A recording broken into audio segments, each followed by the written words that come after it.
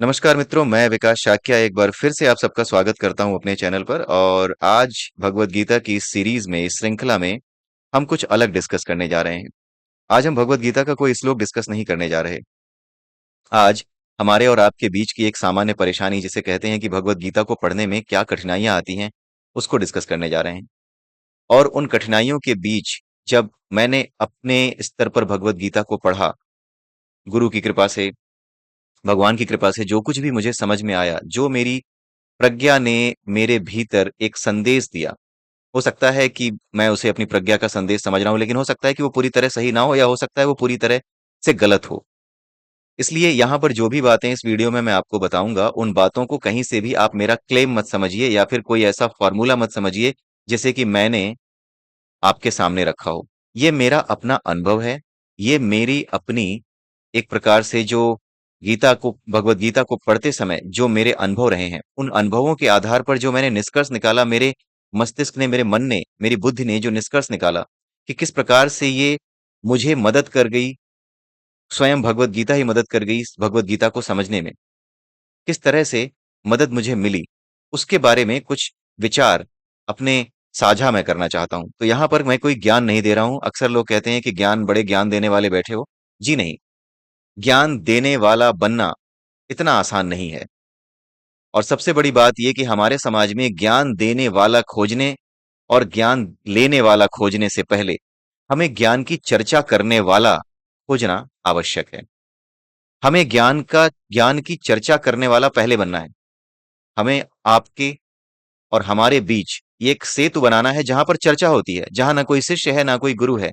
सबके सब खोजी हैं, सबके सब शोधक हैं, सबके सब शोध कर रहे हैं, खोज रहे हैं, सत्य को खोज रहे हैं।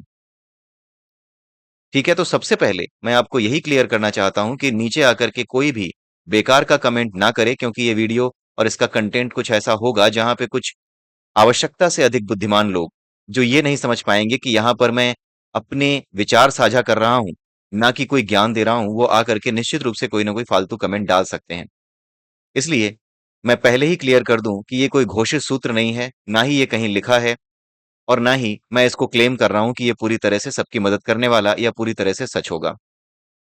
लेकिन जो मैंने अनुभव किया, उस अनुभव को साझा करना मैं चाहता हूं।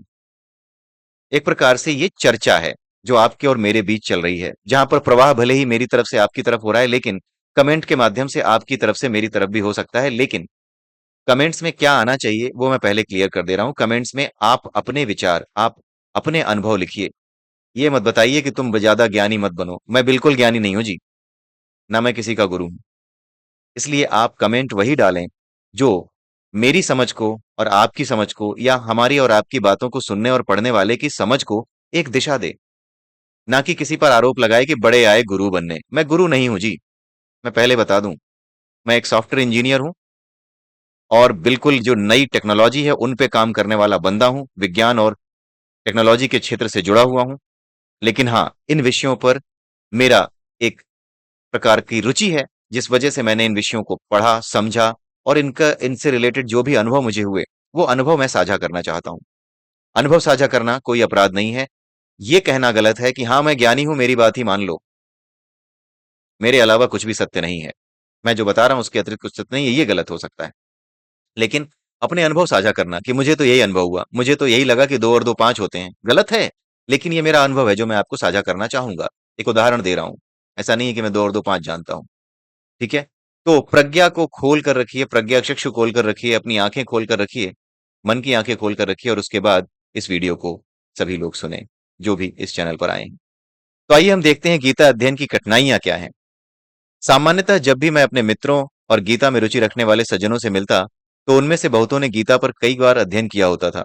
और कुछ ऐसे मित्र भी मिलते थे जो ये कहते थे कि कुछ महीने पहले या कुछ वर्षों पहले शुरू की थी, लेकिन जारी नहीं रख पाए, और दो या तीन अध्याय के बाद रुक गए। या फिर कुछ ऐसा होता है कि कई कई दिनों बाद अगला पन्ना पलट पाते। और इस तरह कई लोगों का वर्षों में भी गीता का अध्ययन पूर्ण नहीं हुआ। हालांकि श्रद्धा और ईश्वर में विश्वास उनका दृढ़ है, ऐसा नहीं है कि वो ईश्वर में विश्वास नहीं करते, लेकिन फिर भी भगवत गीता के अध्ययन करते समय ये कठिनाइयां आती हैं। वैसे तो सबसे महत्वपूर्ण चीज ईश्वर के प्रति समर्पण और भक्ति है, और स्वयं भगवत गीता में भी भक्ति योग को सर्वोत्तम योग बताया गया है। लेकिन इसका महत्व भी गीता के ज्ञान से ही समझ में आता है। भारतवर्ष की गुरु शिष्य परंपरा में ये समस्त ज्ञान गुरु के माध्यम से पीढ़ी दर पीढ़ी आगे पहुंचता है। जिसे सद्गुरु प्राप्त हो गए, उसकी तो तपस्या ही समाप्त हो गई, उसकी तो समस्या ही समाप्त हो गई। क्योंकि गुरु भक्ति में लीन करके शिष्य का अंतःकरण शुद्ध कर देता है, और अंतःकरण की शुद्धता ही एकमात्र शर्त है समर्पण की, और समर्पण ही एकमात्र शर्त है दिव्य ज्ञान के बोध की। लेकिन यदि गुरु प्राप्त नहीं है और व्यक्ति स्वाध्याय के माध्यम से आगे बढ़ रहा है, तो उस स्थिति में होना बड़ा दुष्कर हो सकता है, जिसमें भगवत गीता को स्वाध्याय के माध्यम से सही रूप में समझा जा सके। स्वाध्याय भी एक माध्यम है अध्यात्म की सीढ़ियों पे चढ़ने का, जिसका अंत अंततः होता है तो गुरु के चरणों में ही है। किंतु जब तक गुरु कृपा नहीं मिलती, तब तक जिज्ञासा हमें अपने ग्रंथों की ओर ले जाती है, और हम ढूंढना चाहते हैं उन प्रश्नों के उत्तर जो हमें सदैव से परेशान करते आए हैं। कभी ये जिज्ञासा दूसरों से सुनकर उत्पन्न होती है, तो कभी स्वयं ही अपने पूर्व कर्मों के प्रेरक के रूप में ये हमें प्रोत्साहित करती है। बहुत से लोगों का जो एक व्यावहारिक अनुभव रहा, वो ये था कि भगवत गीता जितनी बार पढ़ी, उतनी बार इसके श्लोकों का अर्थ अलग अलग समझ में आया। ये अनुभव बहुत सामान्य है, आप भी इसे महसूस कर सकते हैं। पर इसका कारण क्या है? कारण है हमारी बुद्धि और हमारी भावना। हम अपनी भावना के अनुरूप ही भगवत गीता की शरण ग्रहण करते हैं, और भगवत गीता कोई साधारण ग्रंथ नहीं, अपितु जीता जागता परमात्मा है। और हमें नीचे लिखा गया कथन स्मरण रखना चाहिए, जाकी रही भावना जैसी, हरि मूरत देखी तिन तैसी। यानी भगवत गीता को स्वाध्याय के माध्यम से जो समझने का प्रयास करते हुए इसकी शरण ग्रहण करना होगा, ग्रहण करता है, उसे यह समझना होगा कि किस भावना के अंतर्गत वो इसका अध्ययन करने जा रहा है, या किस कारण से वो इसके अध्ययन की ओर उन्मुख हुआ। कारण कई होते हैं।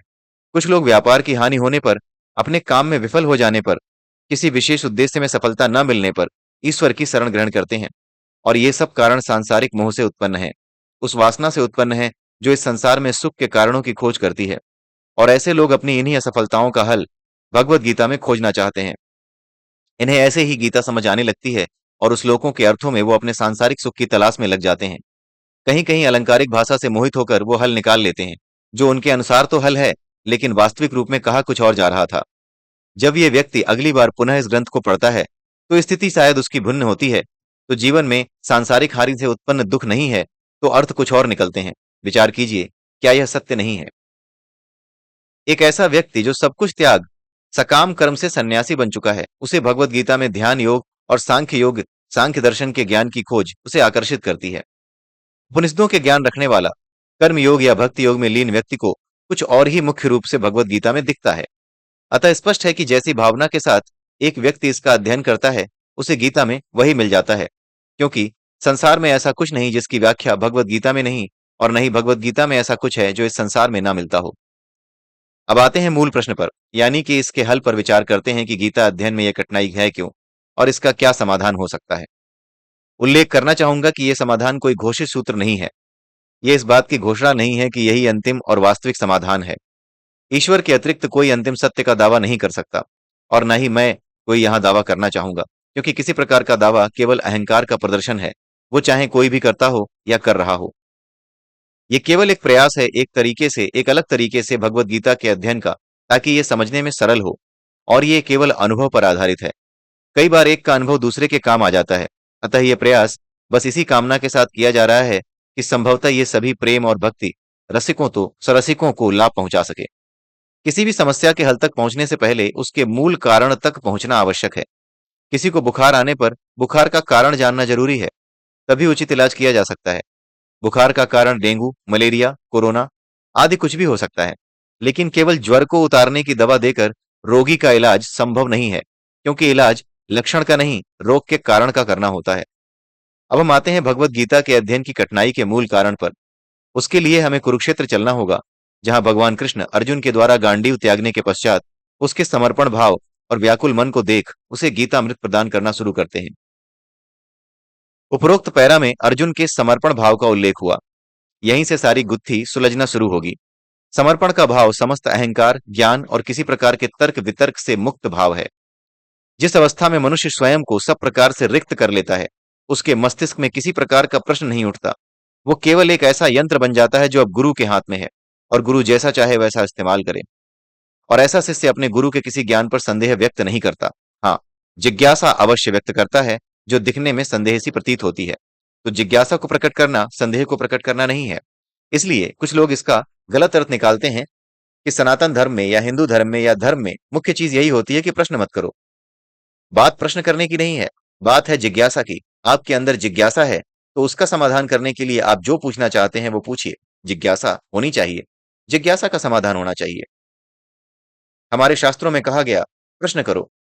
वामपंथियों ने उसे बना दिया, तर्क करो। क्योंकि तर्क हमेशा एक गुत्थी में उलझा के रखता है, एक चक्र में उलझा के रखता है, और यही उनका उद्देश्य था कि आप एक चक्र में उलझे रहें। आपको प्रश्न करना है ताकि आप चक्र से बाहर निकलें। तर्क चक्र में उलझाता है और प्रश्न चक्रों से बाहर निकालता है। प्रश्न करिए ताकि चक्रों से बाहर निकलने पर आप तर्कों को वैलिड या इनवैलिड रूप में समझ सकें। कोई तर्क सही है या नहीं है, कोई तर्क वास्तव में तर्क है या वो कुतर्क है, ये ज्ञान आपको तभी होगा जब आप प्रश्न करना सीखेंगे, और प्रश्न करके उसका सही उत्तर जब आपको मिलेगा, तब जाकर के आप तर्कों के जाल से मुक्ति पाएंगे। प्रश्नों का मुख्य उद्देश्य तर्क जाल से मुक्ति पाना है, और प्रश्न और जो जिज्ञासा है उसका मुख्य उद्देश्य प्रश्न को सही रूप में रखना है। आपकी जिज्ञासा प्रश्न को सही रूप में रखने में आपकी मदद करती है, और सही प्रश्न आपको अनर्गल तथ्यों से, अनर्गल तर्कों से दूर करने में आपकी मदद करता है, और उन तर्कों को आपके जीवन में व्यवस्थित करता है जिन तर्कों की वास्तव में आपको आवश्यकता होती है। जिज्ञासा और संदेह में अंतर है। जिज्ञासा गुरु के प्रति श्रद्धा को और प्रगाढ़ करती है। शिष्य की ज्ञान के प्रति आकुलता और केवल यहीं से मेरी जिज्ञासा पे ज्ञान रूपी अमृत पड़ेगा, ऐसी भावना को प्रबल करती है। जबकि संदेह गुरु के प्रति श्रद्धा भाव को कमजोर करता है और शिष्य के अहंकार को बढ़ावा देता है। जहां श्रद्धा है वहां अहंकार नहीं, और जहां अहंकार है वहां श्रद्धा नहीं। दोनों एक साथ नहीं रह सकते। इसकी सुंदर व्याख्या भगवत गीता में की गई है, जो आगे के अंकों में प्रकाशित होगी। अतः ऐसा शिष्य जो गुरु के वचनों पर संदेह करता है, वो वापस भव सागर में आ गिरता है, और उसके सारे आध्यात्मिक प्रयास विफल हो जाते हैं, और उसकी स्थिति निश्चित ही एक नास्तिक से भी ज्यादा बुरी हो जाती है, क्योंकि वो पाखंड के सागर में गोते लगाना शुरू कर देता है। अब प्रश्न ये भी उठ सकता है कि गुरु उपयुक्त है भी या नहीं। संदेह भी तो उचित हो सकता है। कारण ये हो सकता है कि गुरु ही शायद योग्य ना हो। तो इस प्रश्न का उत्तर भी भगवत गीता स्वयं देती है। भगवत गीता सब कुछ स्वयं में समेटे हुए है। वो परमात्मा जिसका न आदि है और न अंत, वो 700 श्लोकों वाले महाग्रंथ भगवत गीता के रूप में स्वयंभू परमात्मा के रूप में भक्तों के हृदय में विराजमान है। आवश्यकता है समर्पण भाव की। अगर व्यक्ति समर्पित है तो पहले अध्याय से गीता पढ़ना शुरू करे। ऐसा हो नहीं सकता कि भगवत गीता के रूप में ईश्वर का प्रसाद आपको न मिले, अर्थात वो आपको समझ में ना आए। अर्थात भगवत गीता आपकी समझ में आएगी ही आएगी अगर आप समर्पित हैं। लेकिन समस्या यह है कि समर्पण वो स्थिति है जिसका भान होना आसान नहीं। असल में जो समर्पित हो गया वो जान नहीं पाता कि वो समर्पित है, और जो ये कहता है कि वो समर्पित है, तो ये उसका समर्पण नहीं बल्कि अहंकार है। और जैसे ही अहंकार आया, समर्पण गया। केवल निश्चय कर लेने मात्र से कि मैं समर्पित हूं, मैं समर्पित हूं, समर्पण नहीं हो जाता। समर्पण की स्थिति ही अनिर्वचनीय अर्थात वर्णन करने में कठिन है। इस स्थिति का केवल परमात्मा ही साक्षी है, और वो साक्षी स्वयं उस क्षण शरणागत को दिव्य ज्ञान से भर देता है जिस क्षण अर्जुन की भांति कोई समर्पित हो गया। अतः समर्पण तक आने में मानवीय सीमा तक के प्रयास तो आवश्यक हैं, और वो प्रयास समझने में गीता सहायक है। भगवत गीता सहायक है। जब एक व्यक्ति असमर्पित भाव से केवल भौतिक जीवन में आ रही समस्याओं के हल ढूंढने भगवत गीता की शरण में आता है, तो निश्चित ही पहले अध्याय से शुरू करने के पश्चात वो कहां तक जाएगा, इसकी कोई भविष्यवाणी नहीं की जा सकती। अगर किसी तरह उसने पढ़ भी लिया तो क्या समझा, इसकी कोई गारंटी नहीं। अगली बार फिर पढ़ेगा तो कुछ और ही बताएगा। अतः समर्पण ही मूल है, लेकिन समर्पण के लिए गीता अध्ययन आवश्यक है। तो अब क्या करें, इसके बारे में आगे अगले वीडियो में हम डिस्कस करेंगे। इसी के साथ मैं आप सबसे आज के इस वीडियो से विदा लेता हूं। आज की इस वीडियो में मैं उम्मीद करता हूं कि आपको ये बात समझाने में मैं सफल हो गया हूंगा कि मेरा क्या विचार था, और मेरा क्या मंतव्य था, और मेरे क्या अनुभव रहे हैं। उम्मीद करता हूं कि आप सब मेरे इन विचारों पर अपने कुछ कमेंट रखना चाहेंगे, तो आप रखें, बिल्कुल रखें, क्योंकि ये ज्ञान चर्चा है। मैं कोई गुरु नहीं हूं और आप कोई शिष्य नहीं है। मेरे में अंदर वो क्षमता नहीं है कि मैं किसी का गुरु हो सकूं। इसी के साथ मैं आप सबसे विदा लेता हूं। जय सिया राम, जय श्री कृष्णा, जय श्री राधे, ओम नमः शिवाय।